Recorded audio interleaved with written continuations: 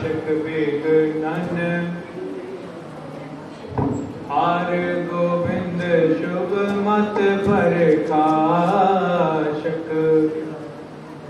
आए नमो कर जोरी नमो कर जोरी श्री हरि कृष्ण मनाओ बहोरी तेग बहादुर परम कृपाला परम कृपाला श्री गुरु गोविंद सिंह विशाला तारु तारा तर पुन पुन सीसा पुन पुन सीसा बंदो बार बार जगदीशा जिसमें अमृत ज्ञान है मानक भगत बैराग श्री गुरु ग्रंथ साहिब उदद बंदों कर अनुराग एक अंकारा सतगुरु तह प्रसाद सच हुए वाहिगुरु जी की फतेह हैं विघ्न विनाशन सोए ब्रह्म प्रणाम प्रणाम गुर पुन प्रणाम सब संत करत मंगलाचार्य नाशक विघ्न अनंत कागज लेखा जो करो कहाँ पुजाओ नाथ आओ गण मेरे बख्शिए माथे तरिए हाथ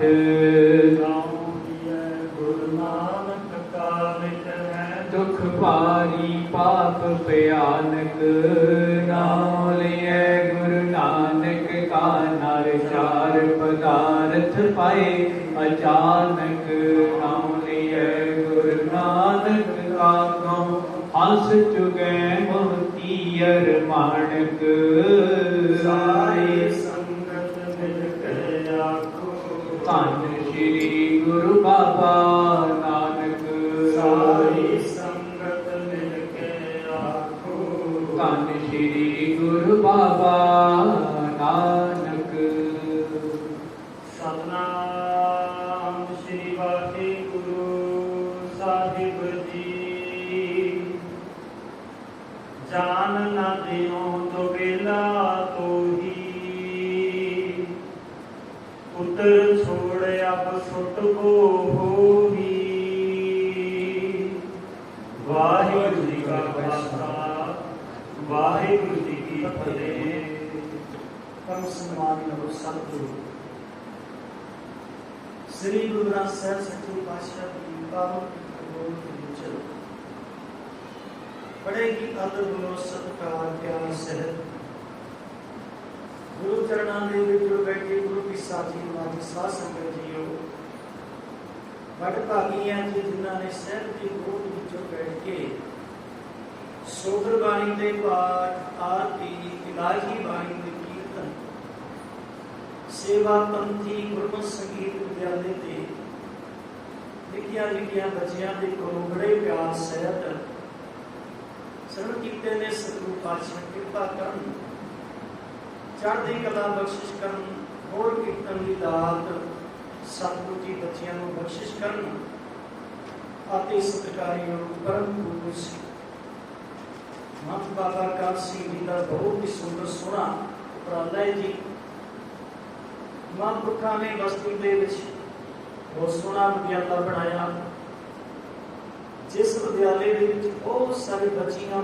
ने कीर्तन की सिखाई प्राप्त की जोड़ी सिखाई जाती है जोड़ी के नाल बीबियां गुरबाणी की कथा भी सिखाई जाती बहुत सुंदर सोहने उस्ताद विद्यालय के महापुरखा ने रखे हुए सतगुरु पातशाह चढ़ती कला बख्शिश करन महापुरखा को सतगुरु तंदुरुस्ती बख्शिश करन ताकि वध तो वध इसे तरह ही और उपकार की काज कर सकन जी ते आओ समय जी चल रही कड़ी का गुरु इतिहास की कथा अज दे प्रसंग की क्रमता करन तो पिता लड़ी को जोड़न वास्ते थोड़ा जिहा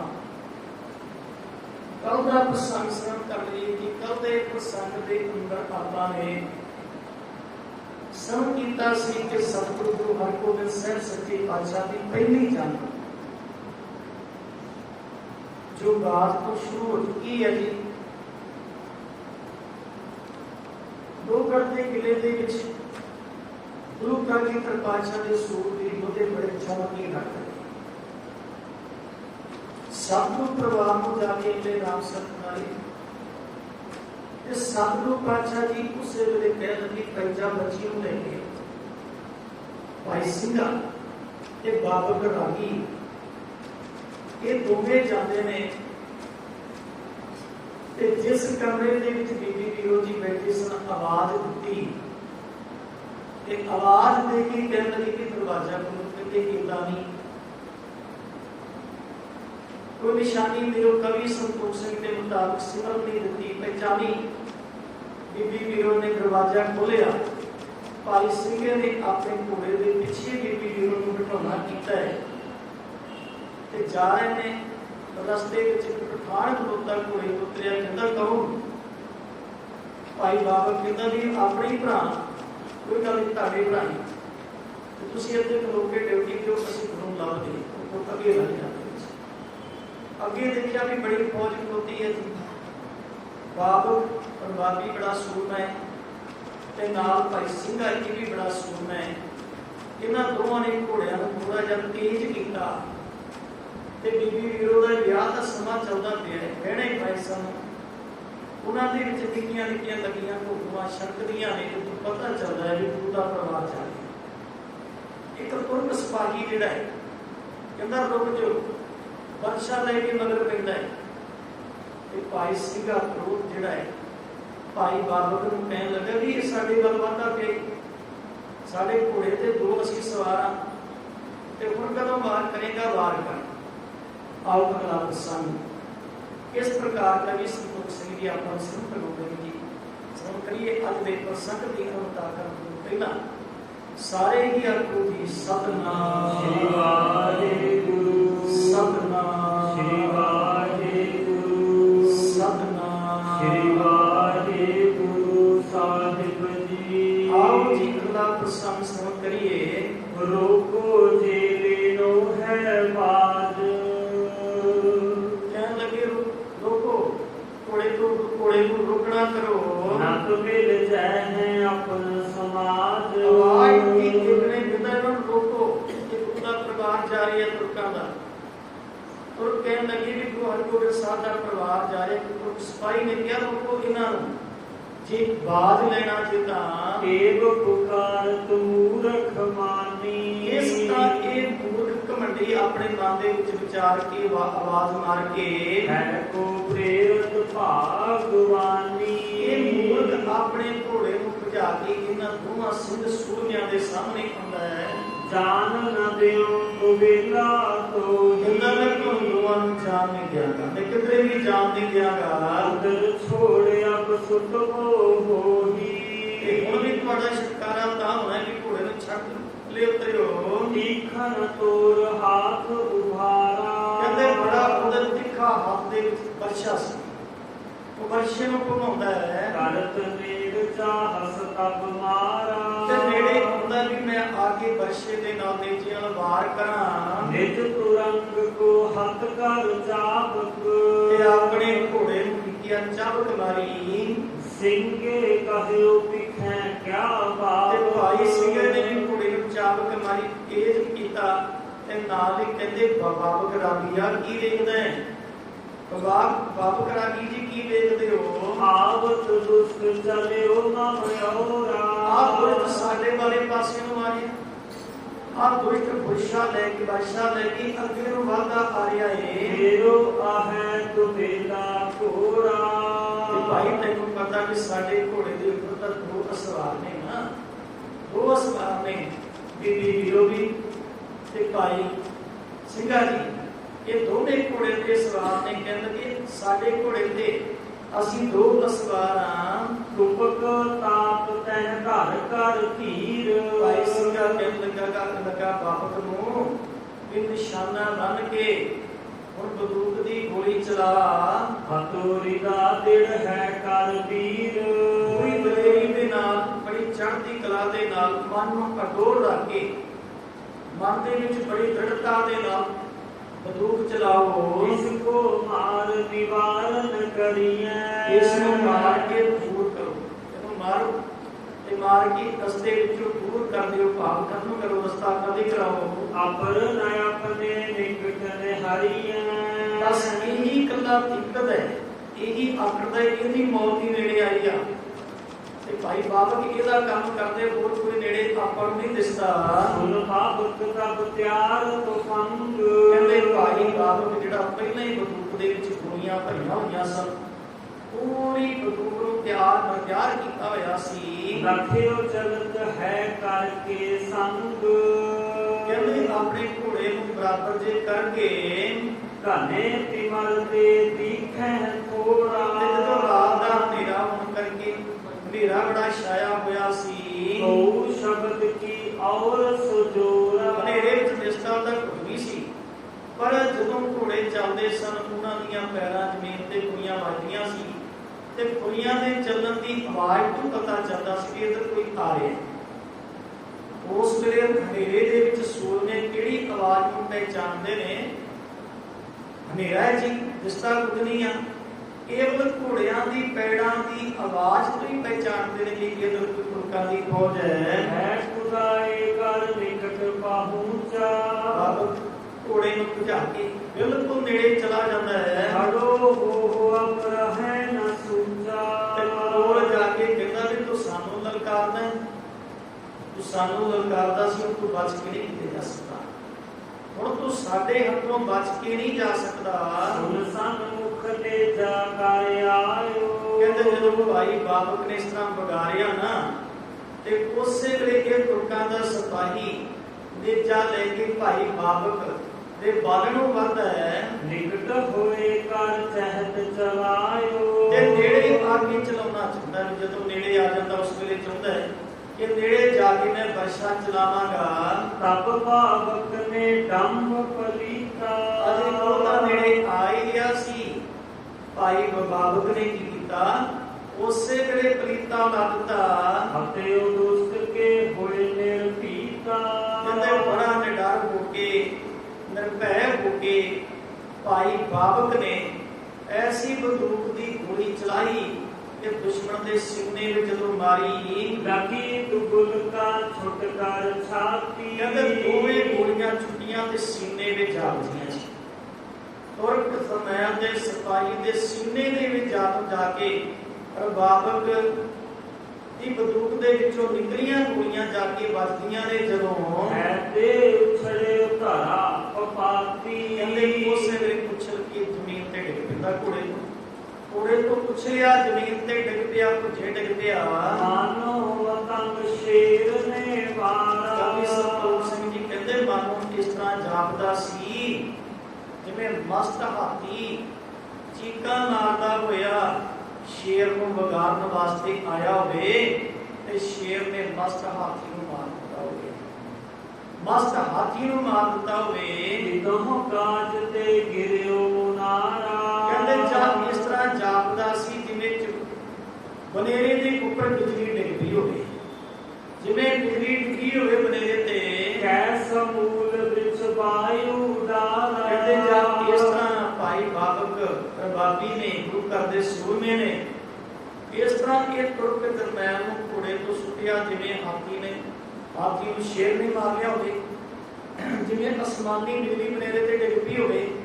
ਕਹਿੰਦੇ ਜਾਂ ਜਿਵੇਂ ਤੇਜ਼ ਚੱਲਦੀ ਹੋਈ ਹਵਾ ਜਿਹੜੀ ਹੈ ਹਨੇਰੀ ਆ, ਉਸਨੇ ਕਿਸੇ ਪੁਰਾਣੇ ਤੋਂ ਪੁਰਾਣਾ ਗੂੜੀਆਂ ਜੜਾਂ ਵਾਲਾ ਰੁੱਖ ਜਿਹੜਾ ਹੈ ਉਹਨੂੰ ਪੁੱਟ ਕੇ ਸੁੱਟ ਦਿੱਤਾ ਹੋਵੇ। ਵਾਹਿਗੁਰੂ ਦਰ ਕਾਏ ਸੋ ਭਵਕਾਰਾ, ਤੇ ਇਸੇ ਤਰ੍ਹਾਂ ਤੁਰਕ ਦਰਮਿਆਨ ਦੋ ਸੀਨੇ ਵਿੱਚ ਗੋਲੀਆਂ ਖਾ ਕੇ ਜ਼ਮੀਨ ਤੇ ਡਿੱਗਿਆ ਪਿਆ ਤੇ ਪੱਟਾਂ ਦੇ ਵਿੱਚੋਂ ਜਿੱਥੇ ਜ਼ਖਮ ਲੱਗੇ ਨੇ ਉਹਨਾਂ ਜ਼ਖਮਾਂ ਦੇ ਵਿੱਚੋਂ ਖੂਨ ਦੇ ਪ੍ਰਣਾਲੇ ਚੱਲ ਰਹੇ ਨੇ। ਛੁੱਟੇ ਤੁਰੰਗ ਧਾਏ ਕਿਤ ਗਇਓ, ਤੇ ਉਸੇ ਵੇਲੇ ਘੋੜਾ ਡਰ ਗਿਆ ਜੀ, ਛੁੱਟੇ ਹੱਥਾਂ ਵਿੱਚੋਂ ਪਤਾ ਨਹੀਂ ਕਿੱਧਰ ਨੂੰ ਦੌੜ ਗਿਆ, ਜਿੱਧਰ ਨੂੰ ਉਹਦਾ ਮੂੰਹ ਹੋਇਆ ਉੱਧਰ ਨੂੰ ਚਲਾ ਗਿਆ। ਹਾਏ ਹਾਏ ਬੋਲਤ ਮ੍ਰਿਤ ਭਇਓ, ਹਾਏ ਮਰ ਗਿਆ ਕਰਦਾ ਇਸ ਤਰ੍ਹਾਂ ਪਾਪੀ ਨਰਕ ਸੁਧਾਰਿਆ ਜੀ।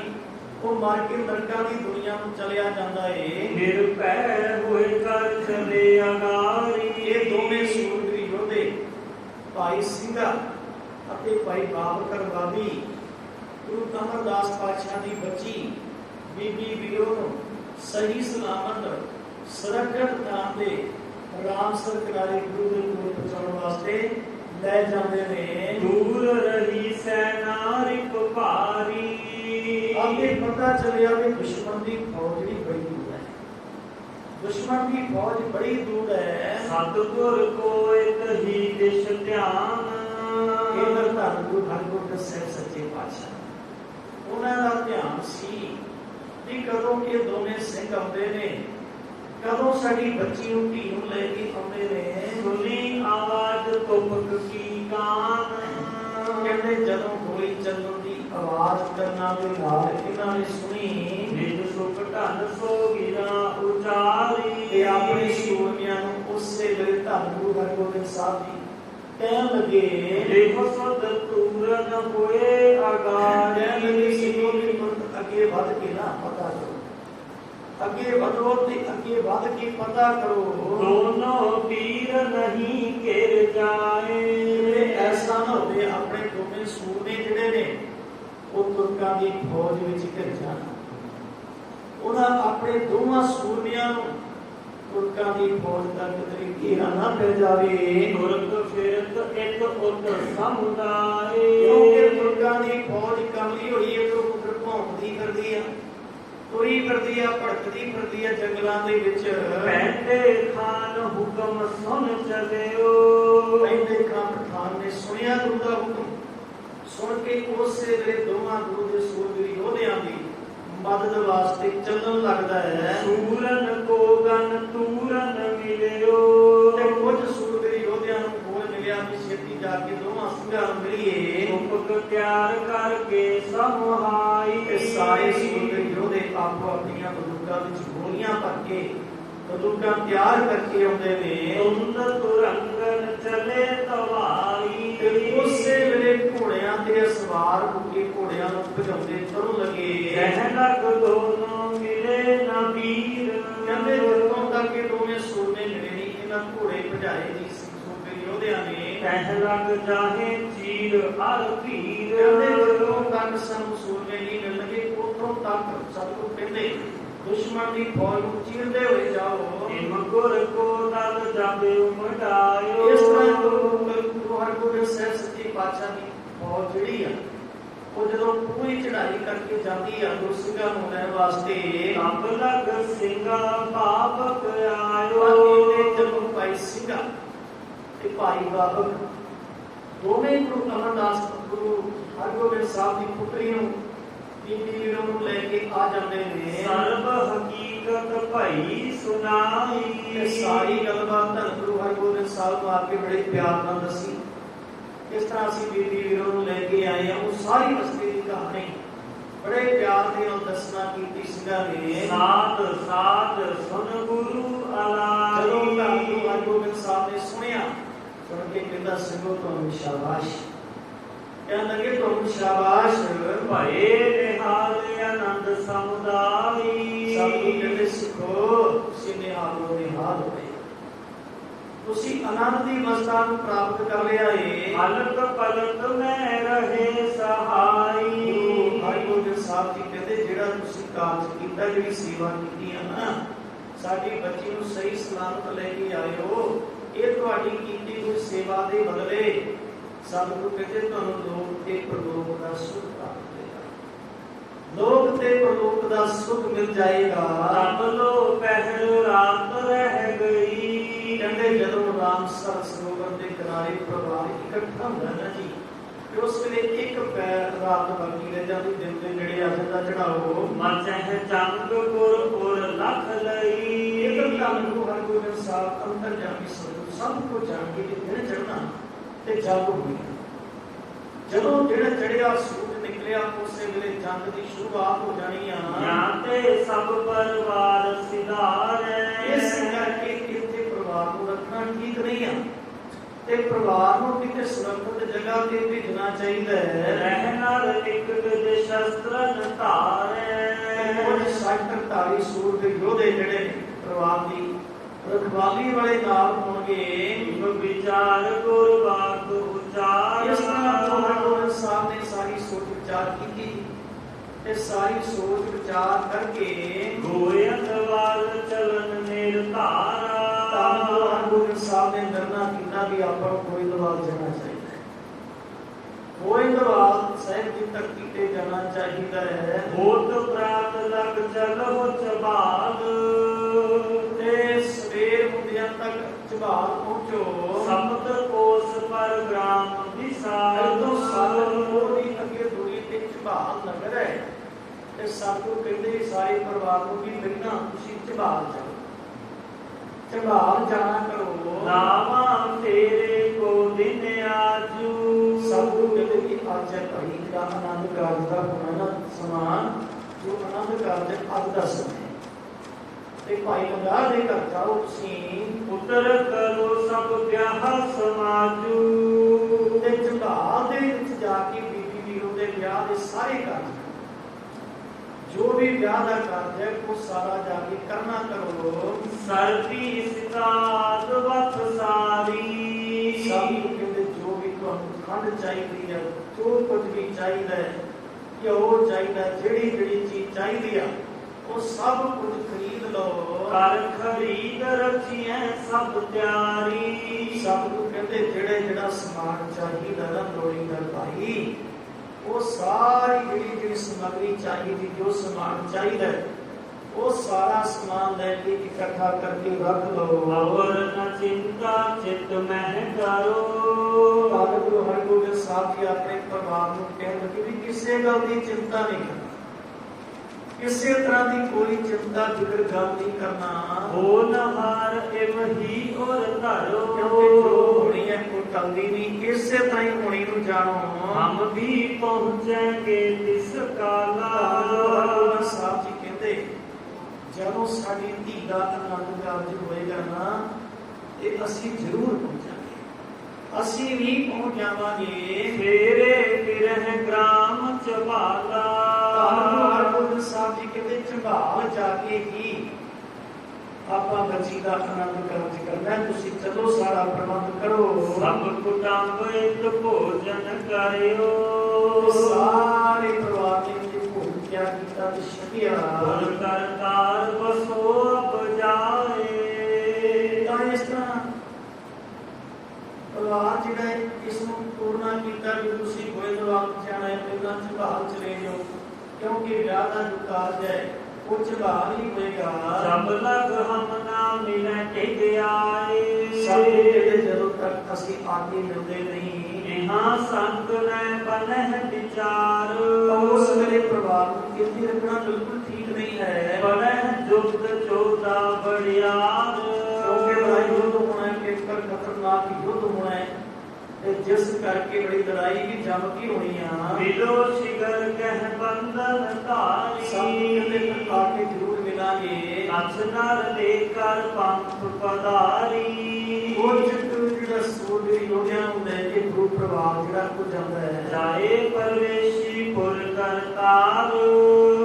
ਬੀਬੀ ਕੌਲਾਂ ਜਿਹੜੀ ਇਹਨੂੰ ਹੁਕਮ ਕੀਤਾ ਕਰਤਾਰਪੁਰ ਦਾ, ਕਰਤਾਰਪੁਰ ਚਲੇ ਗਏ। ਗੁਰ ਦੀ ਚਿੰਤਾ ਰਿਦੇ ਮਝਾਰ। ਤੇ ਮਨ ਦੇ ਵਿੱਚ ਗੁਰੂ ਪਾਤਸ਼ਾਹ ਦੇ ਪ੍ਰਤੀ ਫਿਕਰ ਹੈ, ਚਿੰਤਾ ਹੈ। ਇਤ ਦਮੋਦਰੀ ਆਦ ਕੁਟੰਬ। ਮਾਤਾ ਦਮੋਦਰੀ ਜੀ, ਮਾਤਾ ਨਾਨਕੀ ਜੀ, ਮਾਤਾ ਨਰਵਾਈ ਜੀ, ਬਾਕੀ ਸਾਰਾ ਜਿਹੜਾ ਪਰਿਵਾਰ ਹੈ ਪਰੇ ਪੰਥ ਜਗ ਤਿਆਗ ਬਿਰੰਗ। ਇਹ ਸਾਰਾ ਪਰਿਵਾਰ ਜਿਹੜਾ ਰਾਮਸਰ ਕਿਨਾਰੇ ਨੂੰ ਛੱਡ ਕੇ ਝਬਾਲ ਨੂੰ ਚੱਲ ਪੈਂਦੇ ਨੇ। ਦੁਖਤ ਵਿਸਾਲ ਸੁਚਿੰਤਾ ਤਰਾਸ। ਦੁੱਖ ਵੀ ਬੜਾ ਹੈ, ਚਿੰਤਾ ਵੀ ਬੜੀ ਆ ਕਿਉਂਕਿ ਧੀ ਦੇ ਵਿਆਹ ਦਾ ਕਾਰਜ ਚੱਲਦਾ ਪਿਆ, ਰਾਤ ਆਉਣ ਵਾਲੀ ਹੈ, ਸਮਾਂ ਲੜਾਈ ਦਾ ਬਣ ਗਿਆ ਜੀ। ਸਾਰੇ ਪਰਿਵਾਰ ਦੇ ਮਨ ਵਿੱਚ ਬੜੀ ਚਿੰਤਾ ਹੈ, ਬਹੁਤ ਬੜਾ ਕੰਮ ਕਰ ਰਹੇ ਪਰਿਵਾਰ। ਦੇਖ ਕੇ ਸੂਤ ਕੇ ਧੀਰਜ ਸਵਾਸ। ਮਾਤਾ ਦਮੋਦਰੀ ਜੀ ਜਦੋਂ ਇਸ ਤਰ੍ਹਾਂ ਦਾ ਮਾਹੌਲ ਦੇਖਦੇ ਨੇ ਤੇ ਮਨ ਬੜਾ ਉਦਾਸ ਹੋ ਜਾਂਦਾ, ਕਰ ਲੈਂਦੇ ਨੇ। ਇੱਕ ਜਾਮ ਪਹੁੰਚੇ ਮਹਿ ਜਾਈ। ਇੱਕ ਰਾਤ ਦੇ ਵਿੱਚ ਜਾ ਪਹੁੰਚਿਆ ਪਰਿਵਾਰ ਦਬਲੂ ਦੇ ਪਇਓ ਦਿਨ ਰਾਤ ਇੱਕ ਪੈਰ ਦੇ ਵਿੱਚ ਹੀ 3-4 ਘੰਟਿਆਂ ਦੇ ਵਿੱਚ ਥੋੜਾ ਜਿਹਾ ਰਸਤਾ ਹੀ ਹੈ ਜਦੋਂ ਆਪਾਂ ਇਸੇ ਪਾਸੇ ਹੈ ਜੀ ਤੇ ਝਬਾਰ ਜਿਹੜਾ ਗੁਰੂ ਦਾ ਪਰਿਵਾਰ ਪਹੁੰਚ ਜਾਂਦਾ ਹੈ। ਦਿਨ ਚੜ੍ਹਦੇ ਦੇ ਨਾਲ ਹੀ ਗੁਰੂ ਦਾ ਪਰਿਵਾਰ ਝਬਾਰ ਦੇ ਵਿੱਚ ਪਹੁੰਚਿਆ। ਦਿਨ ਪਿੱਛੇ ਗੁਰ ਗਿਰਾ ਉਚਾਰੀ ਉਸ ਤੋਂ ਪਿੱਛੋਂ ਧੰਨ ਗੁਰੂ ਹਰਗੋਬਿੰਦ ਸਾਹਿਬ ਨੇ ਵਚਨ ਕੀਤਾ ਗਮਨੋ ਸਿੱਖ ਬਰਾਤ ਅਗਾਰੀ ਕਹਿੰਦੇ ਸੀ ਨੂੰ ਜਾਓ ਤੇ ਜਾ ਕੇ ਅੱਗੇ ਬਰਾਤ ਨੂੰ ਮਿਲੋ। ਇਤਿਆਵਤ ਕੋ ਦੇਹੋ ਹਟਾਏ ਬਰਾਤ ਦੇ ਇਧਰ ਆਰੀ ਅੰਮ੍ਰਿਤਸਰ ਦੀ ਧਰਤੀ ਤੇ ਕੋਲੋਂ ਗੁਰਦੇ ਪੂਰਾ ਰਸਤਾ ਬਦਲ ਦੇ। ਦੇਖੋ ਅੱਜ ਵਰਗੇ ਸਾਧਨ ਨਹੀਂ ਸਨ ਜੀ। ਅੱਜ ਤਾਂ ਆਪਾਂ 1 ਮਿੰਟ ਦੀ ਵੀ ਸੁਨੇਹਾ ਲਾ ਦਿੰਦੇ ਹਾਂ ਜੀ ਆਪਣੇ ਕੋਲ ਅੱਜ ਇੰਨਾ ਸੈਂਸ ਦਾ ਯੁੱਗ ਹੈ ਜੀ। ਪਰ ਉਹ ਸਮਾਂ ਹੀ ਇਹੋ ਜਿਹਾ ਸੀ ਕਿ ਅੱਗੇ ਜਾ ਕੇ ਦੱਸਦੇ ਤੇ ਜਿੱਥੇ ਬਰਾਤ ਹੋਣਾ ਉੱਥੇ ਆਉਂਦੀ ਸੀ। ਪਰ ਇਸੇ ਕਰਕੇ ਸੰਤ ਨੇ ਕੁਝ ਸਿੱਖਾਂ ਨੂੰ ਭੇਜਿਆ ਨੂੰ ਕਹਿੰਦੇ ਜਾਓ ਤੇ ਜਾ ਕੇ ਬਰਾਤ ਨੂੰ ਕਹੋ ਕਿ ਤੁਸੀਂ ਇੱਧਰ ਨਹੀਂ ਜਾਣਾ ਅੰਮ੍ਰਿਤਸਰ ਤੁਸੀਂ ਝਬਾਲ ਨਹੀਂ ਜਾਣਾ ਹੈ। तो सिख को भेजे जे राम चबाल तीनों ले जाए सब मेरे गुण चबाल नगर दे विच ले जाओ। सुनत गयो सिख है गो प्रेरा उससे मेरे घोड़े को प्रेरता गुरु दा वचन मन के चला जाता वा। जित बरात को आवन हेरा रस्ते दे विच जिथे बरात आ रही सी बरात आ रही सी मले पिंड तो हिमकर सतगुर भये निसंग सारी गलबात इस तरह की दसी सतगुर बेचैन हो गए। उठी चौंप चित कर बेजंग उस सच्चे पातशाह दा जेड़ा परिवार को भी सुरक्षित जगह ते पहुंच गया। रात को भी स्नेहा मिल गया ते हुण सतगुर बेचैन हो गए परिवार वाले पासे तो हुण कहंदे स्वाद आएगा चंद करना हुण लड़न दा आनंद ही कोई कोल होएगा। सर्व सूर ठांदे सावधाना सारे शब्द दे आपको अपने खान पे सावधान हो रहे चाहत दुर्गन के हन प्राणा चाहते नहीं तुर्का का नाश किया जाए ना तुर्का का खात्मा किया जाए। सो इस तरह सतगुरु पातशाह का परिवार जो है बिल्कुल सुरक्षित तुर्का की फौज के विचों निकल के चबाल नगर के पहुंच गया जी। और सतगुरु पातशाह जी बेफिक्र हो गए हैं बेचैन हो गए हैं। समय की बच्ची का आनंद कार्य भी हो जाएगा सारा कार्य भी हो जाएगा तो इधर केड़ी जंग का काम है ये भी हो जाएगा। सो अगला प्रसंग आप आते समय प्रस्तुत करांगे क्योंकि समय की समाप्ति की बुनियाद होना आप संगत का बहुत बहुत धन्यवाद। सतगुरु पातशाह चढ़ने कला बख्शिश कर तंदुरुस्ती बख्शिश कर इस तरह आप गुरु चरणों के नाल जुटी अपने जीवन को सफल करिए जी। वाहिगुरू जी का खालसा वाहेगुरु जी की फतेह।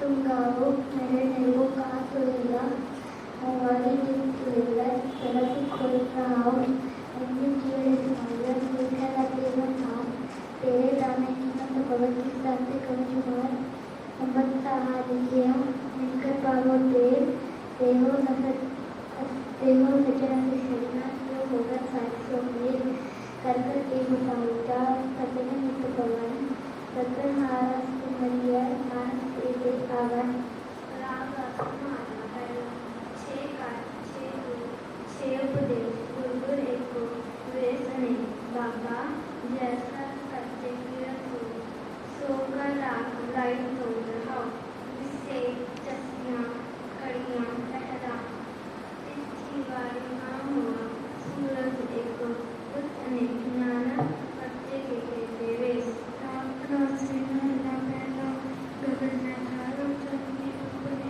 तारे का नगर चलनी तुम मल्यानो पवन चलो गए सदर बनाए सुगंध ज्योति कैसी आरती हुए पखड़ना तेरी आगे अन्नता शब्द वजन पे हो सहसा नैना नैन जोई को सहस नैना एक तो सहस पर नगर नंदे पत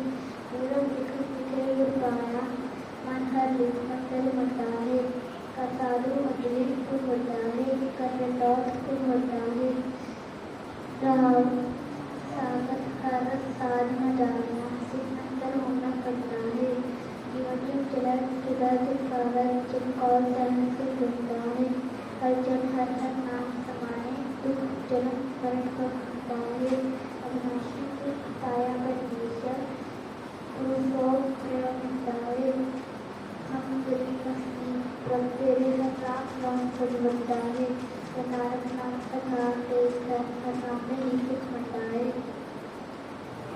राम को टपुरी महला पंचमा मेरे मीता संसद है यहाँ खात चलो लागा आगे बसन सुरेला और